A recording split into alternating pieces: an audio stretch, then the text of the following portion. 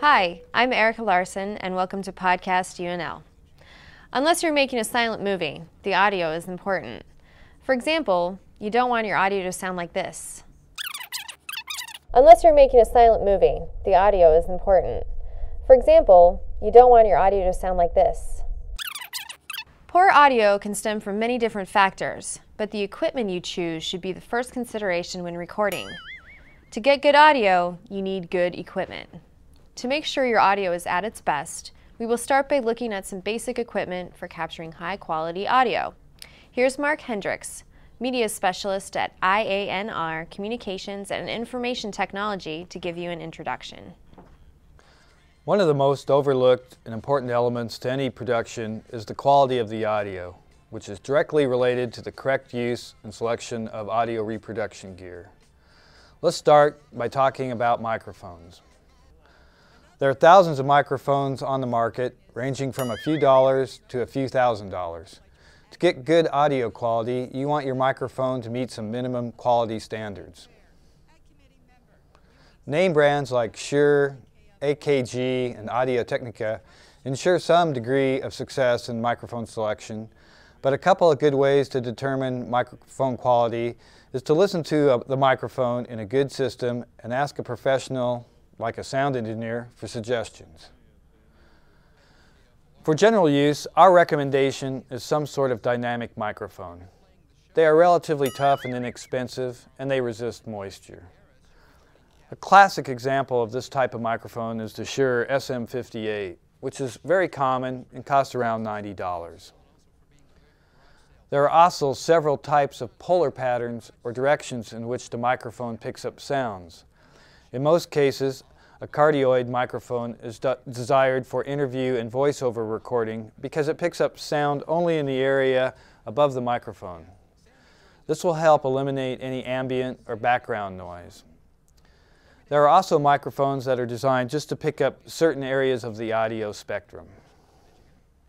Having briefly discussed microphone quality, let's look at some microphone types that are on the market. Handheld microphones are very common and good for interviews. You can mic your talent, you can mic yourself, you can mic other audio sources. Lavalier type microphones are also very handy for single and multiple person recordings. But if you're going to do a multiple person recording, make sure you have more than one mic input and multiple mics. Microphones have many different connection types. XLR, like this one, or 1/4 inch, are commonly used in the broadcast world, whereas stereo, mini, or 1/8 inch plugs like this one and USB connections are commonly used in the computer world. We would recommend staying away from the USB microphones and lower-end desktop microphones like this because they're designed for internet voice conferencing, and while they're convenient, they often render a tinny or hollow sound and are not scalable if you plan to expand your system. For example, you can't plug USB microphones into a mixer and get multiple mics on different sources.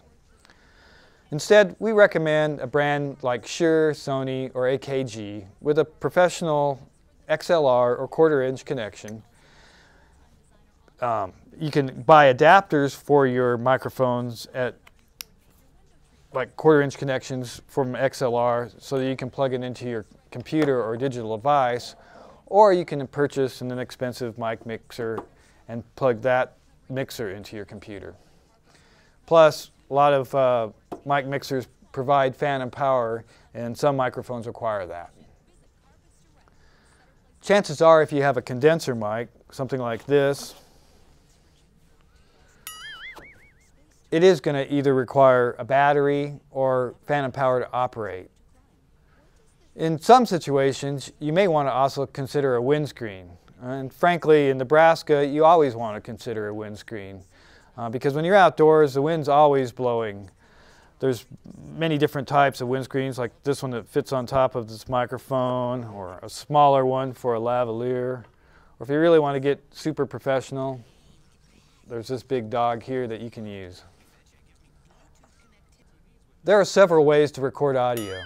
You can record to a digital or analog tape deck or an MP3 recorder, but the most common way is to capture audio directly onto a computer using software designed to capture audio. We will talk more about audio software in the editing and post-production module on Podcast UNL. So for now, we would recommend any software that can record at 44.1 kilohertz and has the ability to export an MP3 or M4A file. A few examples of entry-level audio capture software include Audacity, which is free, GarageBand, and Adobe Audition. For more advanced and complicated audio recording sessions, an audio mixer will come in handy, if not absolutely necessary. Mixers allow you to use several different mic inputs and give you several different sources to record with. This is particularly useful when you're recording multi-person interviews, panels, group discussions, or mixing in music with your production or some ambient sound.